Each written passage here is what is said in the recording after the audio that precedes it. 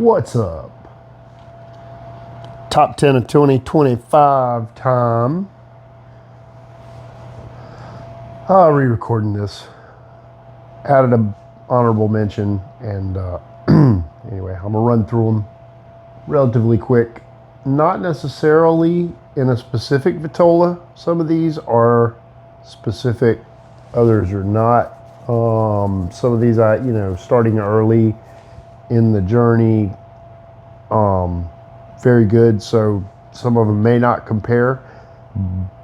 But yeah, I think I'm pretty happy with where everything landed. So, two honorable mentions.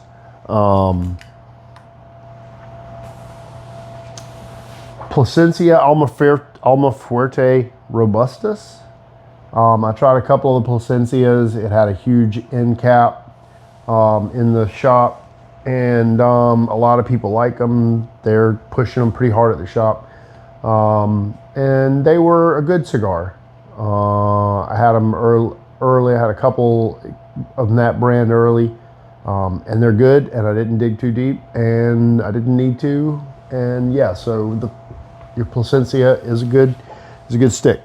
The second honorable mention is the Crown Head Thunderkiss. That is a newer cigar in a, what was it, 5x54, 5.5x54 vitola.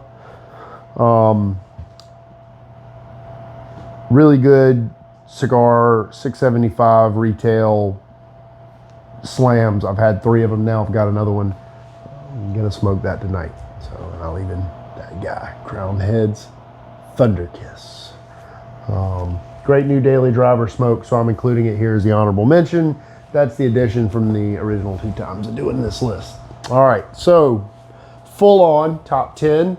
Some heritage in here, a lot of boutique. So top 10. Number 10, the Cohiba Rubicon in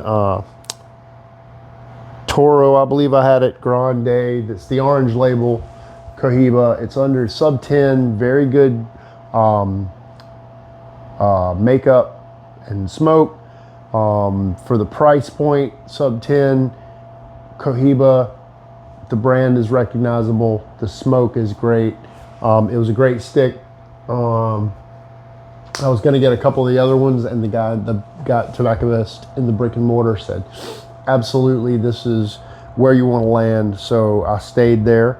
Number 9, another heritage brand, Padron. That's definitely I bought a box of the 3000s to keep.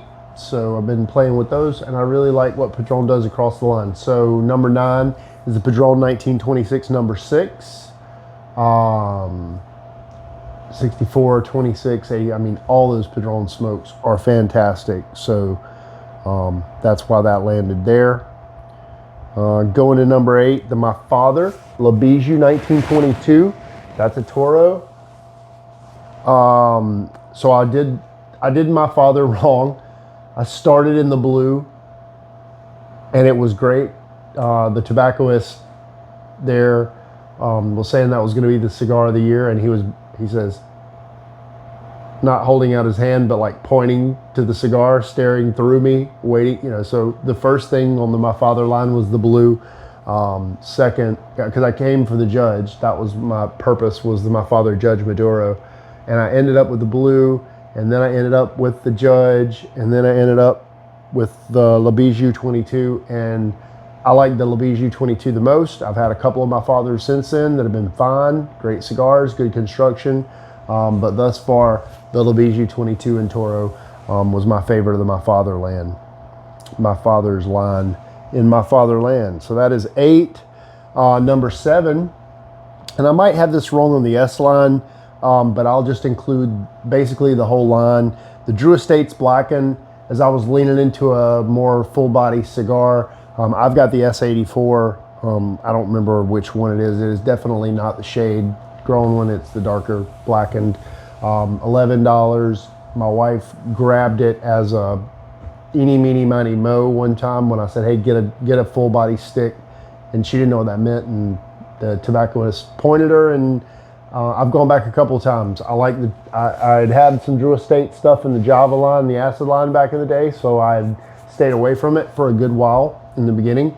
And then, yeah, so as I started to play more with the Ligas and with those, actually the Blackened was probably the first Drew Estates I went back to, and I was really impressed by it, and I've had a couple of those. I have it listed as the S84 Blackened.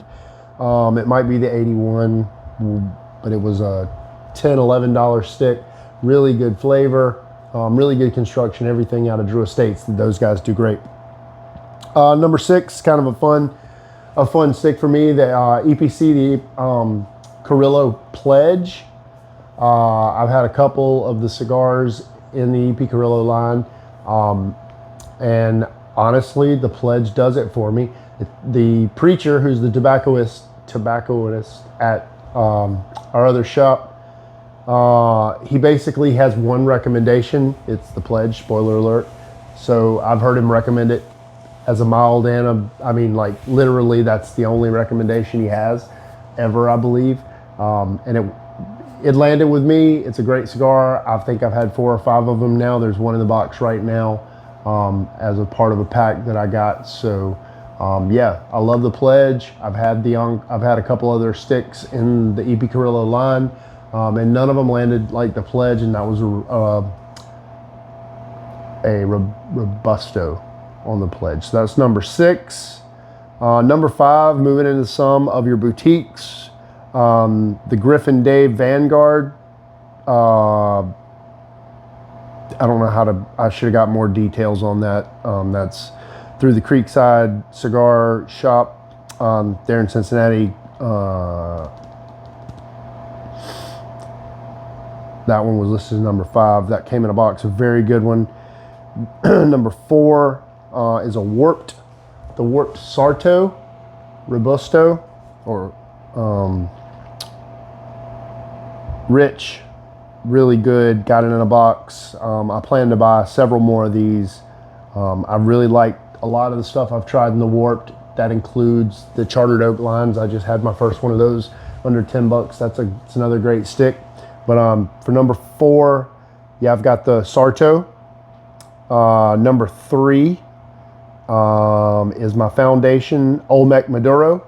I think I had that in the Robusto, but I definitely would like to try that in the Lancero. I've really enjoyed trying things in the Lancero line, your Churchill lines. So yeah, the Olmec, great smoke. I've had it in the Maduro. I want to try it in the Claro. I love everything Foundation so far. So that is number 3. Number 2, also a warped cigar, the Warped Deviled Hands. God, it's a great cigar. That was probably my first boutique that I tried. I bought a 5-pack. Really, really enjoyed it. I got one left. I look forward to smoking that guy on a special occasion. And I will buy more of those. The Warped Deviled Hands. That's not a Lancero. I think it's 48, 6x48. That particular one. And very, very good. So number 1, the Vitola. I got a Perfecto. I don't think that matters. It's Foundation. It's the Tabernacle. It's the Havana seed.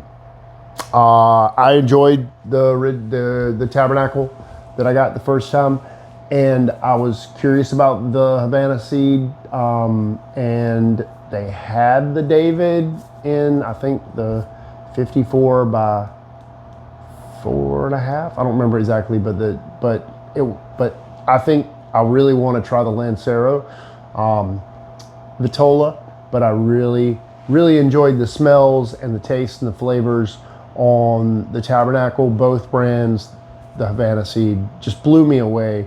I never thought I would enjoy it as much as I did end up enjoying it, because I'm more of a Maduro lean towards things on the flavors. So I was really surprised to really enjoy the Tabernacle Havana seat. So that's it. Top 10 of 25 for my first year. Look forward to doing this again, trying a whole bunch more stuff next year. More warped, more foundation, more crowned heads. Espinosa Room 101 and Rojas all got some sticks in my Humi want list, and I look forward to more of the same this year. So Merry Christmas, Happy New Year, and enjoy your sticks.